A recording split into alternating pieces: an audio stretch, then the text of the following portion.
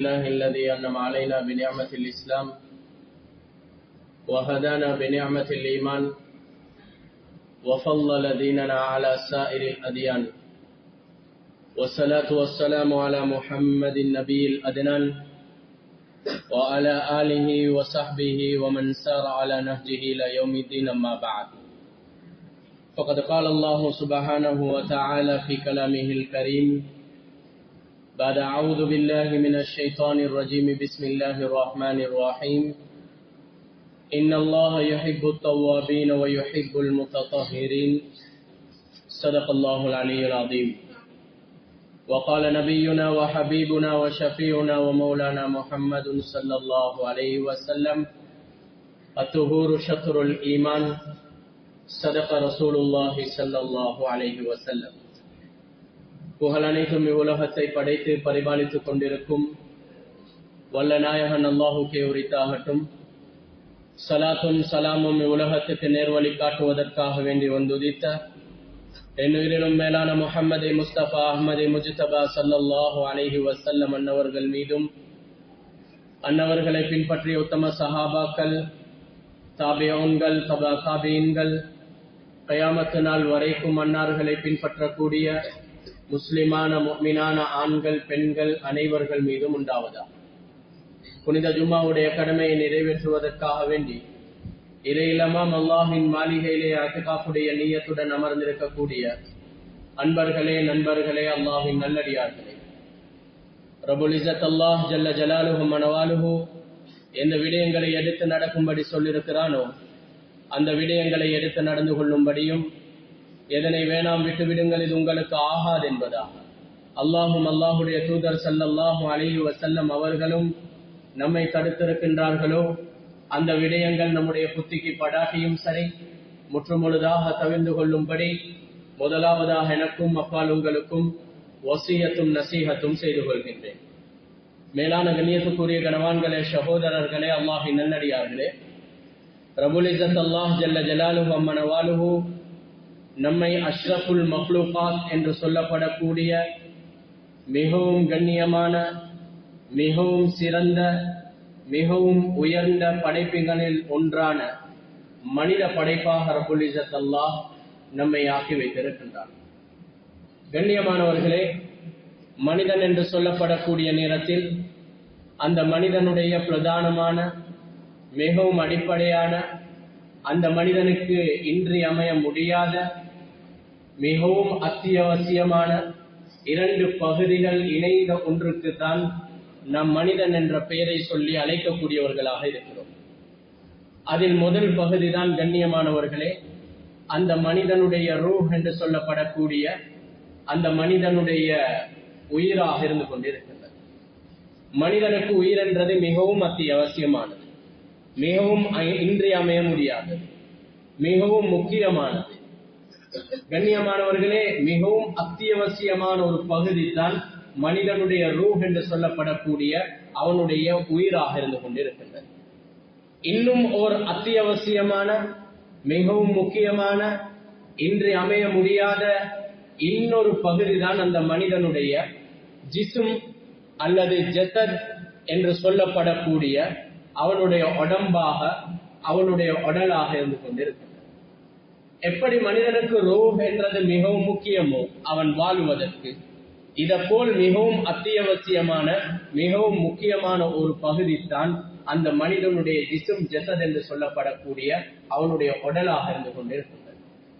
ஆக மேலானவர்களே, கண்ணியமானவர்களே, என்னுடைய உங்களுடைய ரூஹ் இது எப்படியாப்பட்டது, என்ன தன்மைகளை கொண்டது, இதனுடைய யதார்த்தம் என்ன? குர்ஆன்ல அல்லாஹ் சொல்கிறான், யஸ்அலூனக அனிர் ரூஹ், நபியே நாயகமே அவர்கள் உங்களிடத்துல ரூஹ் என்றா என்ன என்ற கேள்வி உங்களிடத்துல கேட்கிறார். ரூஹுடைய ஹகீகத் எப்படி இருக்கும், யதார்த்தம் எப்படி இருக்கும், இதனை பற்றி உங்களிடத்தில் கேட்கிறார்கள். குல்லிர் ரூஹு மின் அம்ரி ரப்பி, நபியே நீங்க அவர்களுக்கு சொல்லுங்க ரூஹ் என்றது என்னுடைய கட்டளை என்றதை நீங்க சொல்லுங்க. மின் அம்ரி ரப்பி, என்னுடைய இரட்சகனுடைய ஏவல், அவனுடைய கட்டளை, அதனுடைய யதார்த்தம் அல்லாஹுக்கு தான் தெரியும் என்றதை நபியே அந்த யூதர்களுக்கு கேட்டு வரக்கூடியவர்களுக்கு பதிலாக சொல்லுங்க என்று அல்லாஹ் குர்ஆன்ல சொல்லுங்க. கண்ணியமானவர்களே, இந்த ரூஹ் என்றது கண்ணியமானவர்களே எப்படியாப்பட்டது என்று சொன்னார். ரப்புல் இஸ்ஸத் அல்லாஹ் ஜல்ல ஷானஹு வ தஆலா எங்களுக்கு தந்திருக்கக்கூடிய இந்த ரூஹ், இதனை இன்னும் ஒரு உலகத்திலே எங்களுக்கு பரிசாக தந்திருக்கிறது. எங்களுடைய ரூஹ் என்றது கண்ணியமானவர்களே ஆலமுல் அர்வாஹ் என்று சொல்லக்கூடிய ரூஹுகளுடைய உலகம். இதுக்கு ஆலமுல் துன்யாண்டுவோம், ரூஹுகளுடைய உலகத்துக்கு ஆலமுல் அர்வாஹ் என்று சொல்லுவோம். அந்த ஆலமுல் அர்வாஹில் இருந்து கண்ணியமானவர்களே இந்த உடலுக்கு ரப்புல் இஸ்ஸத் கொடுத்த பரிசு தான் இந்த ரூஹாக இருந்து கொண்டிருக்கிறது. நானும் நீங்களும் தாயினுடைய வயிற்றில் இருக்கக்கூடிய நேரத்தில் 4 மாதங்கள் 40 நாட்களாக 3 கட்டங்கள். ஃபயுர்சலு இலைஹில் மலக் ஃபயுன்ஃபகு ஃபீஹிர் ரூஹ். அந்த நுத்ஃபாவாக, இந்திரிய துளியாக, இரத்த கட்டியாக, சதை கட்டியாக ஆகினதுக்கு பின்னால 120 நாளைக்கு பின்னால ஸல்லல்லாஹு அலைஹி வஸல்லம் சொன்னாங்க, ஃபயுர்சலு இலைஹில் மலக். அந்த கருவில் இருக்கக்கூடிய அந்த சிசுவின் பால் ரப்புல் இஸ்ஸத் அல்லாஹ் ஒரு மலக்கை அனுப்பி ஃபயுன்ஃபகு ஃபீஹிர் ரூஹ், அதிலே ஊதப்படக்கூடியதுதான் இந்த ரூஹாக இருந்து கொண்டிருக்கிறது. எனவே எங்களுடைய ரூஹ் என்றது கண்ணியமானவர்களே இன்னும் ஓர் உலகத்தில் இருந்து ரப்புல் இஸ்ஸத் அல்லாஹ் நமக்கு பரிசாக தந்தது. இந்த உடம்பு இருக்கின்றது, நம்முடைய உடம்பு ரப்புல் இஸ்ஸத் அல்லாஹ் ஜல்ல ஷானஹு வ தஆலா ஆலமு துன்யா என்று சொல்லக்கூடிய இந்த வானங்கள், இந்த பூமிகள் ஒன்று சேர்ந்து ரப்புல் இஸ்ஸத் அல்லாஹ் உருவாக்கிய இந்த உலகத்தினுடைய அடிப்படை மூலப்பொருளில் இருந்து அல்லாஹ் படைத்திருக்கிறார். நம்முடைய உயிர் என்றது ஒரு உலகத்தை சார்ந்தது. நம்முடைய உடல் என்பது இன்னும் ஒரு உலகத்தை சார்ந்தது. ஆலமுல் அர்வாஹை சார்ந்தது நம்முடைய உயிர், ஆலமு துன்யாவை சார்ந்தது நம்முடைய உடம்பு. எனவே இந்த உயிருக்கும் நம்முடைய உடம்புக்கும் இது ரெண்டும் 2 உலகத்தை சார்ந்தது. எனவே இவைகளுக்கு இருக்கக்கூடிய ஆசைகள், இவைகளுக்கு இருக்கக்கூடிய தேவைகள், இவைகளுக்கு இருக்கக்கூடிய எதிர்பார்ப்புகள், இவைகளுக்கு இருக்கக்கூடிய தேற்றங்கள், ஆசைகள், தேவைகள், இது வித்தியாசமானது, வேறுபடக்கூடியது. ஏனென்றால் இரண்டும் 2 உலகங்களை சார்ந்தது. நம்முடைய உயிர் இந்த ஆலமுல் அர்வாஹில் இருந்து நமக்கு கொடுக்கப்பட்டது. நம்முடைய இந்த உடம்பு ஆலமு துன்யா என்று சொல்லக்கூடிய இந்த உலகத்தினுடைய மெட்டீரியலை கொண்டு படைக்கப்பட்டது. எனவே ரப்புல் இஸ்ஸத் அல்லாஹ் இந்த 2ஐயும் மனிதனுடைய உடம்பில் இணைத்திருக்கிறார். இந்த 2ம் இருக்கும் வரைக்கும் தான் கண்ணியமானவர்களே உயிருள்ள மனிதன், அந்த மனிதனுக்கு தான் நாம மனிதன் என்று சொல்லுவோம். எப்பொழுது ரூஹ் கலட்டப்படுமோ அந்த நேரத்தில் அந்த மனிதனுடைய பெயர் மாற்றமடையும். எனவே கண்ணியமானவர்களே, பெரியவர்களே, சகோதரர்களே, இந்த 2ம் இணைந்தது தான் மனிதன் என்று சொல்லக்கூடிய நாம இருந்து கொண்டிருக்கிறோம். எனவே ரப்புல் இஸ்ஸத் அல்லாஹ் ஜல்ல ஷானஹு வ தஆலா இந்த தீனுல் இஸ்லாத்தின் மூலமாக, இந்த பரிசுத்த தீனின் மூலமாக எப்படியான ஒரு வாழ்க்கை திட்டத்தை நமக்கு காட்டி தந்திருக்கிறான் என்று சொன்னால், வெறுமனே நம்முடைய ரூஹுக்கு மாத்திரம் பிரயோசனம் அளிக்கக்கூடிய ரீதியிலே மாத்திரம் இல்லாமல், வெறுமனே உடம்புக்கு மாத்திரம் பிரயோசனம் அளிக்கக்கூடிய ரீதியிலே இல்லாமல், உயிருக்கும் தான், உடம்புக்கும் தான், ரூஹுக்கும் தான், ஜஸதுக்கும் தான், உல ரீதியாகவும் தான், அதே போல உடம்பு ரீதியாகவும் தான், துன்யாவுக்கும் தான், ஆகிராவுக்கும் தான், 2க்கும் பிரயோசனம் தரக்கூடிய ரீதியிலே ஒரு அழகான வாழ்க்கை திட்டத்தை தான் கண்ணியமானவர்களே தீனுல் இஸ்லாத்தின் மூலமாக அல்லாஹ் நமக்கு காட்டி தந்திருக்கிறார். வெறுமனே எங்களுடைய ஆகிரத்துக்கு மாத்திரம் பிரயோசனம் அளிக்கக்கூடிய வாழ்க்கை திட்டம் அல்ல இஸ்லாத்தினுடைய வாழ்க்கை திட்டம். வெறுமனே துன்யாவுடன் முடிந்து விடக்கூடிய ஒரு வாழ்க்கை திட்டம் அல்ல முஸ்லிம்களுடைய இந்த இஸ்லாத்தினுடைய வாழ்க்கை திட்டம். எப்படி உயிருக்கு பிரயோசனமோ கண்ணியமானவர்களே, அதை போன்று அந்த மனிதனுடைய உடம்புக்கும் பிரயோசனம் அளிக்கக்கூடிய ரீதியிலே அழகான ஒரு வாழ்க்கை திட்டத்தை ரப்புல் இஸ்ஸத் அல்லாஹ் எங்களுக்கு இஸ்லாத்தின் மூலமாக காட்டினார். எனவே முஸ்லிம்கள் யாருக்கும் சொல்ல முடியாது, என்னுடைய வாழ்க்கையினுடைய இந்த கட்டத்துக்குண்டான, இந்த சந்தர்ப்பத்துக்குண்டான வழிகாட்டல இஸ்லாத்துல தேடினேன், ஆனால் இஸ்லாத்துல இப்படியான ஒன்று இல்லையாமே என்று யாருக்கும் சொல்லிவிட முடியாது. கண்ணியமானவர்களே, இஸ்லாத்தில் ஒரு மனிதனுடைய ஈமானியத்தாக இருக்கலாம், இபாதத்துகளாக இருக்கலாம், கொடுக்கல் வாங்கலாக இருக்கலாம், அக்லாக் நற்குணங்களாக இருக்கலாம், குடும்ப வாழ்க்கையாக இருக்கலாம், அத்தனை விடயங்களுக்கும் இஸ்லாம் அழகான வழிகாட்டலை வழிகாட்டியிருக்கிறது. ஏனென்றால் கண்ணியமானவர்களே, படைத்தவனுக்கு தான் தெரியும் அந்த படைப்பினங்களுக்கு என்ன தேவை இருக்கின்றது. அதற்கு பொருத்தமான வாழ்க்கையை தருவதற்கு, முறையாக தருவதற்கு அது படைத்தவனால் மாத்திரம்தான் முடியும். எனவே இஸ்லாம் அழகான ஒரு வாழ்க்கை திட்டத்தை எங்களுக்கு காட்டி தந்திருக்கிறது. வெறுமனே எங்களுடைய உள ரீதியான சீர்திருத்தம் மட்டுமல்ல, உடம்பு ரீதியான சீர்திருத்தத்துக்கு உண்டான, துன்யா ஆகிரத்துக்கு உண்டான வெற்றிகரமான வாழ்க்கை திட்டத்தை தான் இஸ்லாம் நமக்கு காட்டி தந்திருக்கிறது. எனவே கண்ணியமானவர்களே, ஒன்றை மாத்திரம் சொல்லிவிட்டு, ஒரு பகுதியை மாத்திரம் சொல்லிவிட்டு, ஒரு பகுதியை மாத்திரம் பேசிவிட்டு இன்னொரு பகுதியில் குறை சொல்லப்படக்கூடிய மார்க்கம் அல்லது இஸ்லாம். மிகவும் துல்லியமாக நாம் சொல்லுவோமே, உச்சம் தலையில் இருந்து உள்ளம் கால் வரைக்கும், எச்சி துப்புவதிலிருந்து ஆட்சி செய்யும் வரைக்கும் கண்ணியமானவர்களே, அத்தனை வழிகாட்டல்களும் அல்ஹம்துலில்லாஹ் சும்மல் அல்ஹம்துலில்லாஹ் நமக்கு தெரியாமல் இருக்கலாம், நமக்கு கிடைக்காமல் இருக்கலாம். குர்ஆனில் இருந்தும் ஹதீஸ்களில் இருந்தும் ஆய்வாளர்கள் முத்துக்களை போன்று கண்ணியமானவர்களே, ஆழ்கடலில் சென்று எடுக்கக்கூடிய அந்த முத்துக்களை போன்று இன்றும் வரக்கூடிய பிரச்சனைகளுக்கு தீர்வு எடுத்துக்கொண்டுதான் இருக்கிறார். வழிகாட்டல்களை காட்டிக் கொண்டுதான் இருக்கிறார்கள். கயாமத்து முட்டும் கண்ணியமானவர்களே, இஸ்லாம் அனைத்து விதமான துறைகளுக்கும் வழிகாட்டக்கூடிய ஒரு மார்க்கமாகத்தான் இருக்கும். ஏனென்று சொன்னால் கண்ணியமானவர்களே, ஸல்லல்லாஹு அலைஹி வஸல்லம் எப்படி தன்னை ஹாத்தமுன் நபியின், நபிமார்களுக்கெல்லாம் இறுதியானவராக தன்னை அறிமுகப்படுத்தினார்களோ, இதை போல சொன்னதுதான் புஇத்து முஅல்லிமா. நான் உங்களுக்கு நலவை கற்றுத்தரக்கூடிய, வாழ்க்கையை கற்றுத்தரக்கூடிய, எப்படி வாழ வேண்டும் என்பதை கற்றுத்தரக்கூடிய ஒரு ஆசானாக, ஒரு முஅல்லிமாக, ஒரு ஆசிரியராகத்தான் நான் உங்களுக்கு அனுப்பப்பட்டேன் என்று ஸல்லல்லாஹு அலைஹி வஸல்லம் அவர்கள் தன்னை ஒரு முஅல்லிமாகத்தான் அறிமுகப்படுத்தினார். தன்னை நலவை கற்றுக் கொடுக்கக்கூடிய ஒரு ஆசானாக, ஒரு உஸ்தாதாகத்தான் தன்னை உம்மத்துக்கு அறிமுகப்படுத்தி சொன்னார்கள். அபூ ஹுரைரா ரலியல்லாஹு அன்ஹு அவர்கள் சொல்லுகிறார்கள், சஹாபாக்களை பார்த்து சொன்னார்கள், இன்னமா அன லகும் பிமன்சிலத்தில் வாலி. என்னுடைய தோழர்களே, என்னுடைய சஹாபாக்களே, நான் உங்களுக்கு எப்படியாப்பட்ட ஒரு மனிதர் தெரியுமா? இன்னமா அன லகும், உங்களுக்கு பிமன்சிலத்தில் வாலி, உங்களுடைய தந்தையினுடைய அந்தஸ்தில் இருக்கு. ஒரு வாப்பா எப்படி மகனுக்கு நல்ல விடயங்களை கற்றுக் கொடுப்பாரோ, நல்ல விடயங்களை சொல்லிக் கொடுப்பாரோ, நேரான வழியை காட்டிக் கொடுப்பாரோ, சீரான வழியை காட்டிக் கொடுப்பாரோ, நலவான வழியை காட்டிக் கொடுப்பாரோ, தவறை தவறாக அறிமுகப்படுத்துவாரோ, இதனை போன்றுதான் ஸல்லல்லாஹு அலைஹி வஸல்லம் சொன்னார்கள், என்னுடைய தோழர்களே, நான் உங்களுக்கு உங்களுடைய தந்தையினுடைய அந்தஸ்தில் இருந்து அல்லிமுக்கும் உங்களுக்கு நான் நல்லதை கற்றுத் தருகிறேன், நல்லதை சொல்லித் தருகிறேன்.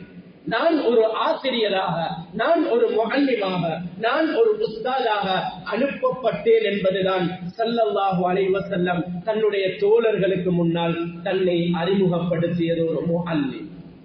ஒரு முஅல்லிம் எந்த அளவுக்கு ஸல்லல்லாஹு அலைஹி வஸல்லம் அவர்கள் உம்மத்துக்கு தேவையான அத்தனை தலீம்களையும் அத்தனை அறிவுகளையும் கொடுத்தார்கள் என்றால் அந்நியர்கள் கூட பார்த்து இஸ்லாத்துல இதுக்கு கூட வழிகாட்டல்கள் செய்யப்பட்டிருக்கின்றதா என்று ஆச்சரியம் படக்கூடியவர்களாக, கண்ணியமானவர்களே, ஆச்சரியம் மாத்திரம் அல்ல, பொறாமைப்படக்கூடியவர்களாக கூட இருந்திருக்கிறார்கள் என்று வரலாறு சொல்லுகிறது.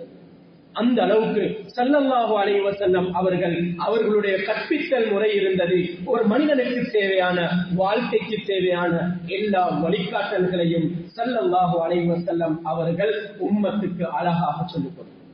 எந்த அளவுக்கு என்றால், முஷ்ரிக்கீன்களுக்கு ஒரு கட்டத்துல ஸல்லல்லாஹு அலைஹி வஸல்லம் அவர்களுடைய இந்த கற்பித்தல் முறையை பார்த்து ஏக்கம் ஒரு பக்கத்துல, இன்னொரு பக்கத்துல பொறாமை.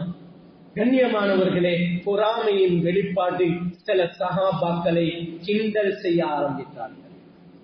ஒரு நாள் சல்மான் பாரிஸ் ரலியல்லாஹு அன்ஹு அவர்களிடத்துல முஷ்ரிக்கீன்கள் என்ற ஒரு கூட்டம் வருகிறார்கள். வந்து சொல்லுகிறார்கள், லகத் அல்லமக்கும் நபியுக்கும் குல்ல ஷைஇன் ஹத்தல் ஹிரா. என்னப்பா சல்மான், உங்களுடைய நபி உங்களுக்கு எல்லாத்தையும் கற்றுத் தருகிறாராமே. ஹத்தல் ஹிராஆ, ஒன்றுக்கு ரெண்டுக்கு போற முறைய கூட சொல்லி தராராம். கண்ணியமானவர்களே, அதாவது முஹத்திஸுன்கள் எழுதுறாங்க, இது படிக்கணும் என்று கேட்ட கேள்வி அல்ல, தௌபீஹன் இஸ்திஹ்ஸாஅன், பரிகாசம் செய்வதற்கு, கேலி செய்வதற்கு, தூண்டி விடுவதற்கு கேட்கப்பட்ட கேள்வியாகத்தான் அந்த முஷ்ரிக்கீன்கள் கேட்டாங்க. எப்படி பாணியிலா, என்னப்பா உங்களோட நபி உங்களுக்கு எல்லாத்தையும் சொல்லித்தாராமே, ஒன்றுக்கு ரெண்டுக்கு போறதையும் சொல்லித்தாரா, இந்த முறையில தான் போகணும், இப்படித்தான் உட்கார வேண்டும், இப்படித்தான் செய்ய வேண்டும் என்றதையும் உங்களுக்கு கற்றுத் தருகிறாரா என்ற இழிவான முறையில் இஸ்லாத்தை இஸ்திஹ்ஸாஅன், பரிகாசம் செய்வதற்காக வேண்டி சல்மான் பாரிஸ் ரலியல்லாஹு அவர்களிடத்துல கேள்வியை கேட்கிறார். கண்ணியமானவர்களே, சல்மான் பாரிஸ் ரலியல்லாஹு அவர்கள் யாரு? ஆரம்பத்தில் மஜூசியாக, அதற்கு பின்னால் அந்த மதத்தில் திருப்தி காணாதவர் கிறிஸ்துவ மதத்தை ஏற்றுக்கொண்டார். அதிலும் திருப்தி காணாத ஒரு சஹாபி தான் சல்மான் பாரிஸ் ரலியல்லாஹு. பல மதங்களை பற்றி, பல கோட்பாடுகளை பற்றி, பல சிந்தனைகளை பற்றி, பல தத்துவங்களை பற்றி அறிந்த ஒரு சஹாபி தான் சல்மான் பாரிஸ் ரலியல்லாஹு அன்ஹு அவர். கண்ணியமானவர்களே, அவர்களை பரிகாசம் செய்தார்கள் இந்த முஷ்ரிக்கீன்கள். அவர்கள் சொன்ன பதில் இருக்குது, வந்த முஷ்ரிக்கீன்களுடைய முகத்துல கரிய பூசினதை போலதான். அரபுல பதில் சொல்றதுக்கு பல அமைப்பு இருக்கு. நாம் என்றாலும் ஆம் தான். ஆனால் ஹதீஸிலே வருகிறது, அபூ தாவூதுல வரக்கூடிய ரிவாயத், அவர்கள் சொன்ன பதில் அஜல், ஓ நீங்க சொல்றத போலதான். கேள்விக்கு பதில் எப்படி அமைஞ்சிச்சு?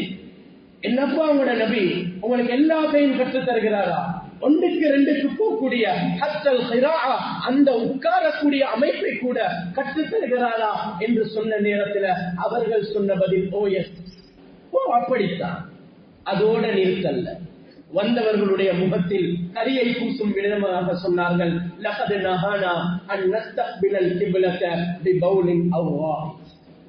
சொன்னார்கள், அது மாத்திரமல்ல, ஒன்றுக்கு ரெண்டுக்கு போகக்கூடிய முறை மாத்திரம் அல்ல, ஒன்றுக்கு ரெண்டுக்கு போகக்கூடிய நேரத்தில் கிபிலாவை முன்னோக்கவும் கூடாது, கிபிலாவை பின்னோக்கவும் கூடாது என்பதையும் நபி அவர்கள் எங்களுக்கு கற்றுத் தந்திருக்கிறார்கள். கிபிலாவை முன்னோக்கி நாம் சிறுநீர் கழிக்க கூடாது, சிறுநீர் மலங்கள் கழிக்க கூடாது என்ற ஒழுக்கத்தையும் நபி அவர்கள் எங்களுக்கு கற்றுத் தந்திருக்கிறார்கள் என்றதோடு நிறுத்தாம இன்னும் சொன்னாங்க, வலது கையால் சிறுநீர் மலம் கழித்ததன் பின்னால் சுத்தம் செய்யக்கூடாது என்பதையும் நபி அவர்கள் எங்களுக்கு தந்தார்.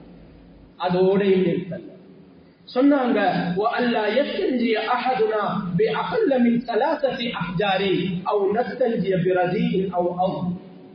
சில சந்தர்ப்பங்கள் வரக்கூடிய நேரத்தில் கல்லை கொண்டு சிறுநீரை சுத்தம் செய்யக்கூடிய, மனத்தை சுத்தம் செய்யக்கூடிய முறையை இஸ்லாம் சொல்லி தந்திருக்கிறது. தண்ணீருடன் கற்களை சேர்த்து சுத்தம் செய்யக்கூடிய முறை ஆக சிறந்த முறை. கண்ணியமானவர்களே, இக்கட்டான நிலைமைகள் வந்தால், தண்ணீர் இல்லாத நிலைமைகள் வரக்கூடிய நேரத்தில் கல்லை கொண்டு எப்படி சுத்தம் செய்யலாம் என்பதையும் இஸ்லாம் எங்களுக்கு சொல்லித் தந்தது. சொன்னார்கள், அந்த நேரத்தில் எங்களுக்கு ஸல்லல்லாஹு அலைஹி வஸல்லம் சொன்னார்கள், கற்களை கொண்டு சுத்தம் செய்வதாக இருந்தால் ஆக குறைந்தது 3 கற்களை எடுத்து சுத்தம் செய்ய வேண்டும், அதனை விட குறைவானதை கொண்டு சுத்தம் செய்யக்கூடாது என்று சொல்லி நபி அவர்கள் எங்களுக்கு சொல்லி தந்தார்கள். அதே போன்று நஜீஸ்களை கொண்டு சுத்தம் செய்யக்கூடாது என்பதையும் நபி அவர்கள் எங்களுக்கு கற்றுத் தந்தார்கள். கண்ணியமானவர்களே, கேட்ட கேள்வி பரிகாசத்திற்காக வேண்டி கேட்டார்கள். சல்மான் பாரிஸ் ரலியல்லாஹு அவர்கள் சொன்ன பதில் உலமாக்கள் சொல்லுகிறார்கள், இஃப்திகாரன், பெருமையோடு, கர்வத்தோடு, இஸ்லாத்தில் அல்லாஹ் அத்தனை வழிகாட்டல்களும் செய்திருக்கிறான், உங்களுடைய மதங்களை போன்று அல்ல என்பதை கர்வத்தோடு பெருமையோடு சொன்ன பதில் தான் அஜல் என்று சொல்லக்கூடிய அந்த பதில். எனவே கண்ணியமானவர்களே, ஒரு முஸ்லிமுடைய வாழ்க்கைக்கு தேவையான வெறுமனே உள ரீதியான விஷயங்களை பரிசுத்தப்படுத்துவதற்கு மாத்திரம் சொன்ன மார்க்கம் அல்ல இஸ்லாம். எப்படி குர்ஆனின் மூலமாக, திக்ர்களின் மூலமாக, தௌபாவின் மூலமாக, அதே போன்று தொழுகையின் மூலமாக, ஹஜ்ஜின் மூலமாக, நோன்பின் மூலமாக, இதர இபாதத்துகளின் மூலமாக உள்ளத்தை சுத்தப்படுத்தக்கூடிய அந்த சுத்தத்தை பற்றி இஸ்லாம் எப்படி பேசியிருக்கின்றதோ கண்ணியமானவர்களே, அதனை போன்று மனிதனுடைய உடல் சுத்தத்தை பற்றியும் இஸ்லாம் பேசியிருக்கிறது. சூரத்துல் பக்ராவுடைய 222வது ஆயத்துல ரப்புல் இஸ்ஸத் அல்லாஹ் தன்னுடைய நேசத்துக்குரிய 2 கூட்டத்தார்களை பற்றி பேசுகிறார். முதலாவது சொல்லக்கூடியது இன்னல்லாஹ யுஹிப்புத் தவ்வாபீன், அல்லாஹ் நேசிக்கக்கூடிய 2 கூட்டத்தார்கள், அல்லாஹ் விரும்பக்கூடிய 2 கூட்டத்தார்கள். அதுல முதலாவது அல்லாஹ் சொல்கிறான் யுஹிப்புத் தவ்வாபீன், யாரெல்லாம் தன்னுடைய பாவங்களை நினைத்து தௌபா செய்கிறார்களோ, அல்லாஹ்விடத்தில் பாவ மீட்சி பெறுகிறார்களோ, என்னால் இந்த தவறு நடந்து விட்டது, யா அல்லாஹ் என்ன மன்னிச்சிரு, யா அல்லாஹ் என்ன மன்னிச்சிரு என்று யாரெல்லாம் அல்லாஹ்வின் பக்கம் மீள்கிறார்களோ இவர்களை அல்லாஹ் விரும்புகிறான், நேசிக்கிறான் என்பதாக கண்ணியமானவர்களே அந்த ஆயத்தினுடைய முதல் பகுதி பேசுகிறார்.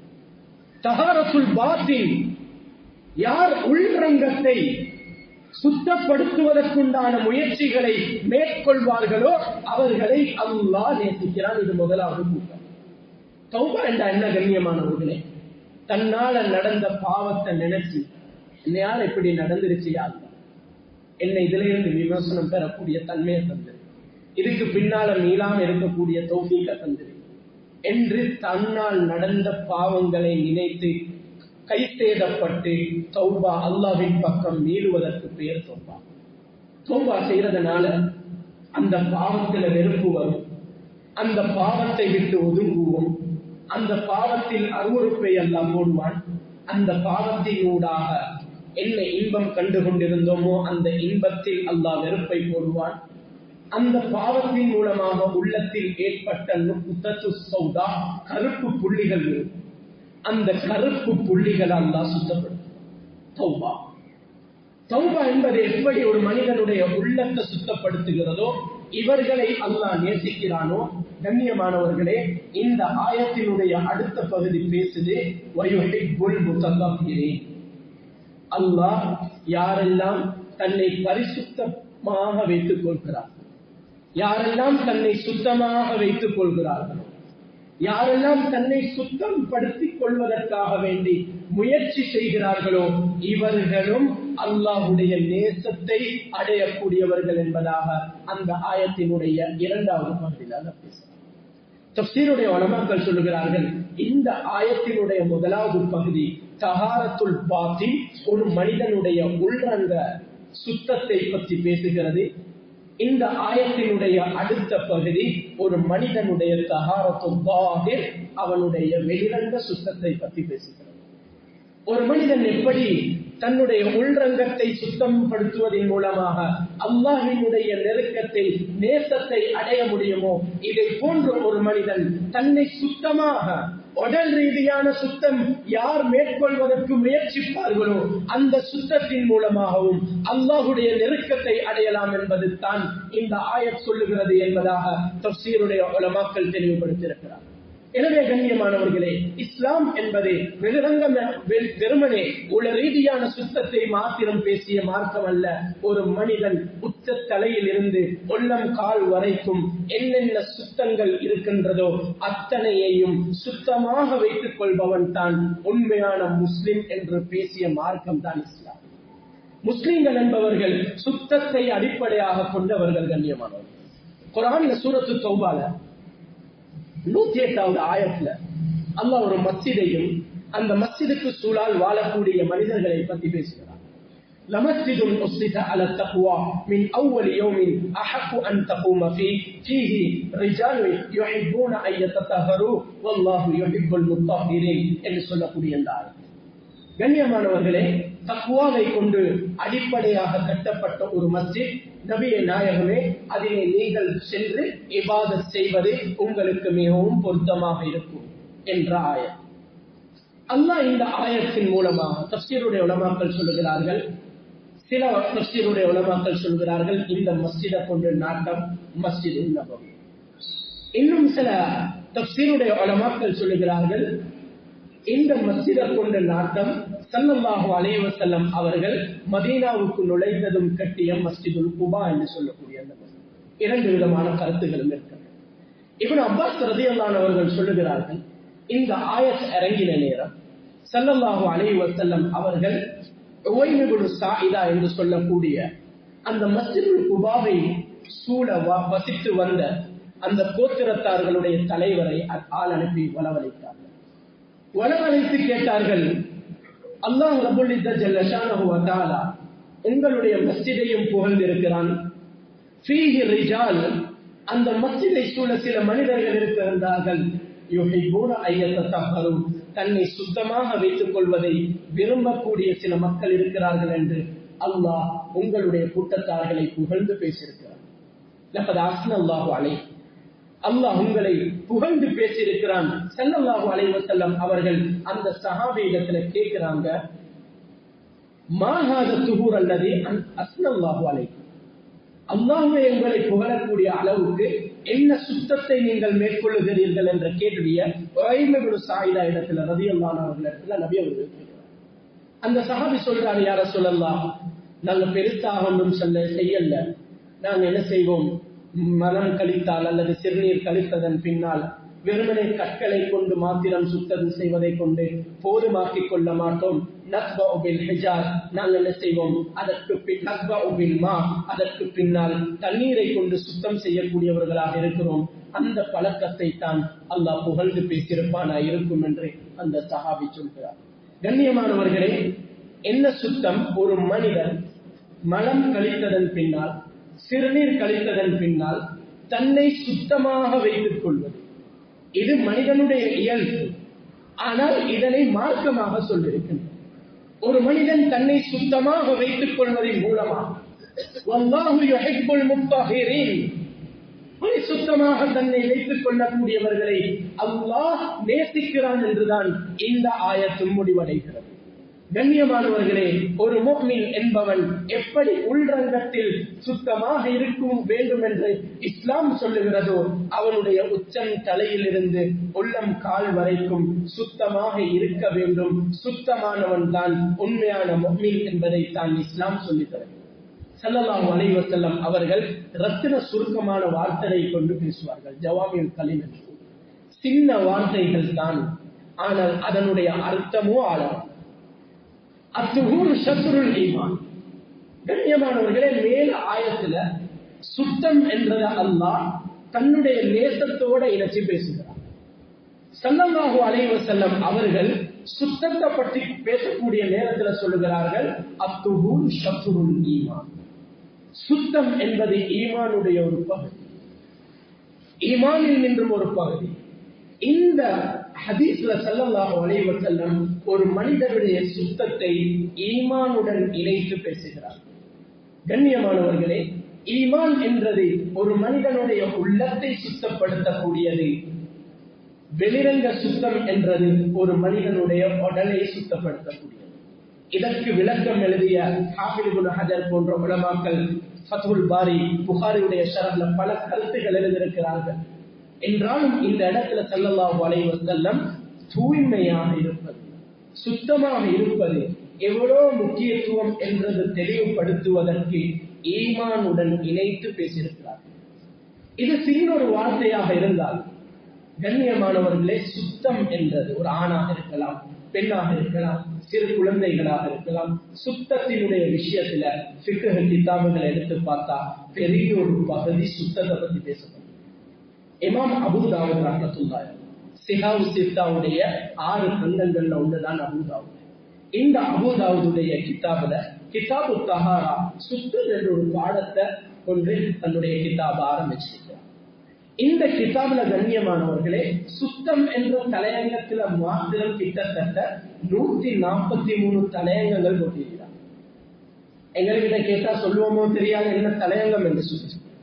ஆனால் ஒரு மனிதனுடைய வாழ்க்கையோடு தொடர்பாக கூடிய 143 விதமான சுத்தத்தினுடைய தலையங்கம் அமைக்கப்பட்டு கிட்டத்தட்ட 390 ஹதீஸ்களை பதிவு செஞ்சிருக்கிறார். 390 ஹதீஸ். எந்த வாழ்க்கையில நான் எப்படி சுத்தமாக இருக்கிறேன், எனவே கண்ணியமானவர்களே, முஃமின் என்பவன், முஸ்லிம் என்பவன் வெறுமனே உள ரீதியாக மாத்திரம் சுத்தமாக இருப்பவன் அல்ல. எப்படி அதற்கு முக்கியத்துவம் கொடுக்கிறானோ அவனுடைய உடல் ரீதியான சுத்தத்தையும் இஸ்லாம் வலியுறுத்தும். ஏனென்றால் கண்ணியமானவர்களே, எல்லா இபாதத்துக்கும் முன்னால சுத்தமாக கூடிய முறையை இஸ்லாம் சொல்லி தந்தது. தொழுகையாக இருக்கலாம், தவாஃபாக இருக்கலாம், குர்ஆன் ஓதுறதாக, குர்ஆனை தொடுறதாக இருக்கலாம். இப்படியான எல்லா விஷயங்களுக்கும் இஸ்லாம் சுத்தத்தை வலியுறுத்திருக்கு. எனவே இஸ்லாம் என்னத்தை தெளிவுபடுத்துதுன்னா, உடல் ரீதியா, ஒரு மனிதனுடைய ஆடை ரீதியா, ஒரு மனிதனுடைய உச்சந்தலையிலிருந்து, அவன் முடி வெட்டுறதிலிருந்து, அவனுடைய புருவத்திலிருந்து, அவனுடைய கண் இமையிலிருந்து, அவன் நாசுக்கு தண்ணீர் செலுத்துவதிலிருந்து, அவன் மீசையை கத்திரிப்பதிலிருந்து, அவனுடைய தாடியை வளர்ப்பதிலிருந்து, மிஸ்வாக் செய்வதிலிருந்து, கண்ணியமானவர்களே, நகம் வெட்டுவதாக இருக்கலாம், கமக்கட்டு முடிகளை பிடுங்குவதாக இருக்கலாம், கண்ணியமானவர்களே, மறைவிடங்களில் அது இருக்கக்கூடிய சுத்தமாக இருக்கலாம். அப்படி பேசிக் கொண்டு போனால் கால் நகம் வெட்டும் வரை எல்லா சுத்தங்களையும் பற்றி பேசப்படும். ஒரு முஸ்லிம் எப்படியாக சுத்தம், ஆடைகள் எடுத்துக்கொண்டா ஆடையை சுத்தமாக வைத்துக் கொள்ளுங்கள், இடத்தை சுத்தமாக வைத்துக் கொள்ளுங்கள், உங்களுடைய பாத்திரங்களை சுத்தமாக வைத்துக் கொள்ளுங்கள், சூழலை சுத்தமாக வைத்துக் கொள்ளுங்கள். எல்லா தலையங்கங்களிலும் பேசப்பட்டது. ஏன் உடல் எப்படி சுத்தமாக இருக்கணும் என்று நான் நினைக்கிறேனோ, நான் இருக்கக்கூடிய சூழல் சுத்தமாக இருக்கணும் என்று நினைக்கிறது முஸ்லிமுடைய பண்பு. கண்ணியமானவர்களே, எல்லா விதமான சுத்தத்தை பற்றி இஸ்லாம் பேசியிருக்கிறது. இன்றைக்கு நாங்கள் இதை சாதாரணமான ஒரு தலைப்பாக நினைக்கிறோம். புகாரி முஸ்லிம்ல வரக்கூடிய ஒரு ஹதீஸ் தான். நாங்கள் எப்படி நினைக்கிறோம், அவசரமா வந்து தொழுகிறோம். எங்களோட சுத்தத்துடைய விஷயங்கள், wuduவுடைய விஷயங்கள், குளிப்புடைய விஷயங்கள், அதுல நாங்க பொடுபோக்கு செஞ்சிருக்கோம். அவசரமாக wudu செஞ்சுட்டு வேகமாக தொழுகைக்கு ஓடிவார். wuduல தொழுகை கண்ணியமானவர்களே, கோட்டை விட்டிருந்தால் அந்த தொழுகையால் என்ன பயன்? லா ஸலாத ஸல்லல்லாஹு அலைஹி வஸல்லம் சொன்னாங்க, சுத்தம் இல்லாமல் தொழுகையே கிடையாது. ஏமாற்றிய பணத்தால் செய்யக்கூடிய சதகாவுக்கு அதாவது நன்மையே கிடையாது. மோசடி செஞ்ச பணத்தால் கொடுக்கக்கூடிய சதகாவுக்கு எந்த ஒரு நன்மையும் கிடையாது. சுத்தம் இல்லாமல் எந்த ஒரு தொழுகையும் ஏற்றுக்கொள்ளப்படாது. நாங்க சாதாரணமான விஷயமாக நினைக்கிறோம். சிறுநீர் கழிப்பதையும் அவசரமாக செய்துவிட்டு வருகிறோம். ஸல்லல்லாஹு அலைஹி வஸல்லம் அவர்கள் ஒரு நாள் சஹாபாக்கள் ஒரு இடத்தை கடந்து சென்றார். அந்த இடத்துல 2 கபர்களுக்கு பக்கத்தால் ஸல்லல்லாஹு அலைஹி வஸல்லம் கடந்து சென்றார். சொன்னாங்க அந்த சஹாபாக்களை பார்த்து, இன்னஹுமா யுஅஸ்ஸலாம், இந்த கபரில் இருக்கக்கூடிய 2 தோழர்களும் வேதனை செய்யப்படுகிறார்கள். வமா யுஅஸ்ஸபானி ஃபீ கபீர், 2 பேரும் பெரிய பாவங்களுக்காக வேண்டி வேதனை செய்யப்படல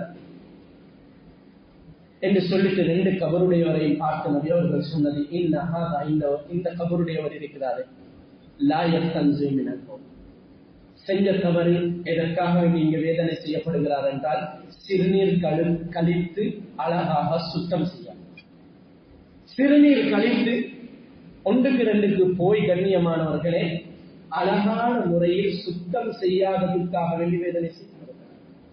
அடுத்த கபருடையவரை பார்த்து சொன்னாங்க, இவர் இருக்கிறாரே,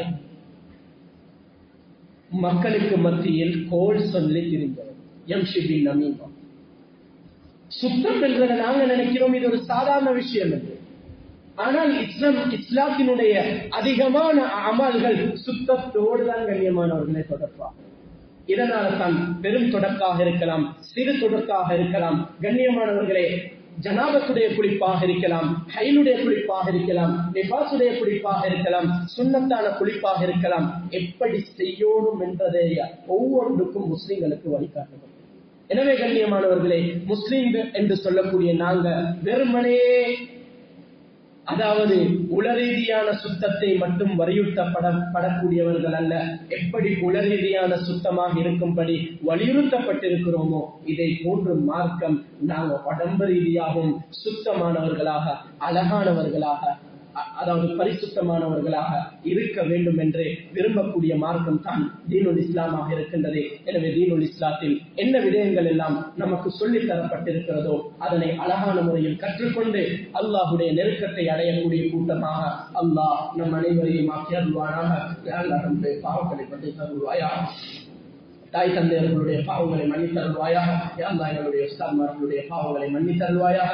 யா அல்லாஹ் நீ எத்தனையோ வழிகாட்டல்களை எங்களுக்கு காட்டி தந்திருக்கிறாய். யா அல்லாஹ் அதனுடைய போதிய அறிவில்லாதவர்களாக நாங்கள் இருந்து கொண்டிருக்கிறோம். யா அல்லாஹ் அதனை படித்து யா அல்லாஹ் ஒவ்வொரு காரியத்தையும் எவ்வாறு செய்தால் நீ பொருந்திக் கொள்வாயோ அந்த முறையை